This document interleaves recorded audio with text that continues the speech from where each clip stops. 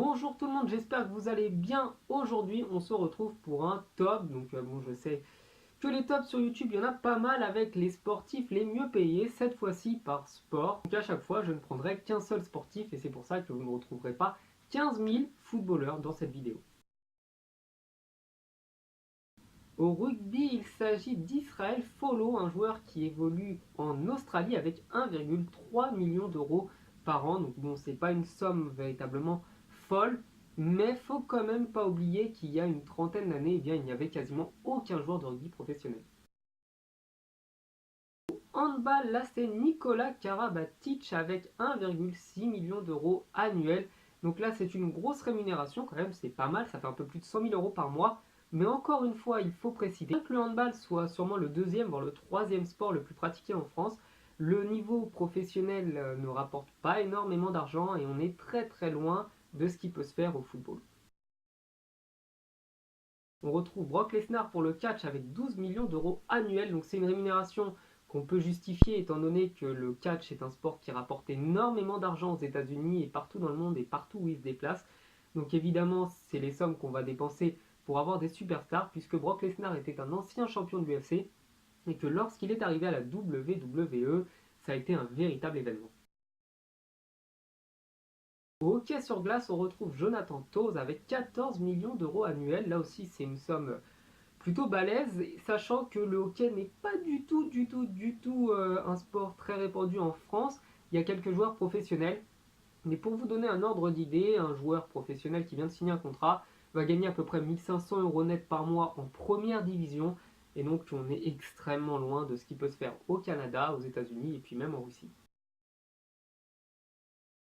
Au basketball, il s'agit de Curry avec 32 millions d'euros. Donc là, évidemment qu'on est extrêmement loin des rémunérations des joueurs de Pro A, donc en France, puisque les joueurs sont professionnels, mais ne toucheront jamais des sommes pareilles, étant donné que le basket n'est pas vraiment le sport le plus pratiqué en France.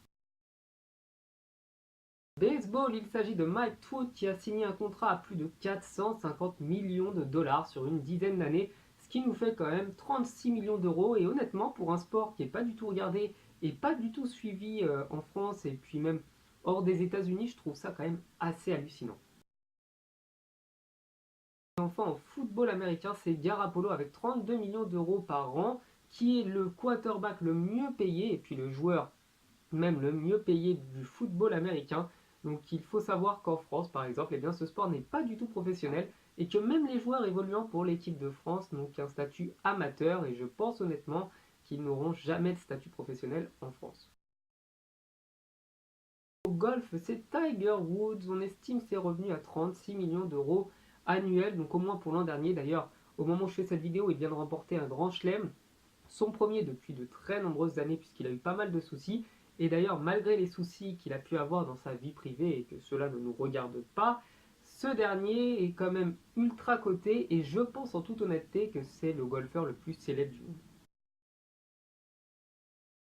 En Formule 1, c'est Lewis Hamilton qui est avec 46 millions d'euros par an, et bien le plus gros salaire de la Formule 1. Mais quand on sait qu'il a été de nombreuses fois champion du monde et que c'est un des plus grands pilotes de l'histoire de la F1, on se dit que c'est un petit peu compréhensible, sachant que la Formule 1 est quand même un monde qui rapporte énormément d'argent. Au tennis, il s'agit de Roger Federer avec 68 millions d'euros. Donc là, encore une fois, ça contient bien, les rémunérations qu'il peut avoir liées à ses sponsors, les contrats publicitaires et puis les prix qu'il remporte en tournoi. Donc ce sont des sommes qui sont très variables et qui vont beaucoup changer d'une année à l'autre. Qu'on parle de sport pratiqué en France, bien entendu, on va retrouver Lionel Messi à la tête des footballeurs les mieux payés avec une somme estimée à 74 millions d'euros. Cette somme contient bien entendu son salaire net avec le Barça et puis tous les contrats de sponsoring. Donc parfois dans cette vidéo, vous verrez que les chiffres ne seront pas forcément exacts puisqu'on n'est pas toujours au courant de tous les contrats qui sont signés par les joueurs. Voilà, cette vidéo est terminée, j'espère qu'elle vous aura plu. N'hésitez pas à me donner vos avis dans les commentaires, je réponds à tout le monde, ça me fait plaisir. Et je vous dis à la prochaine, ciao.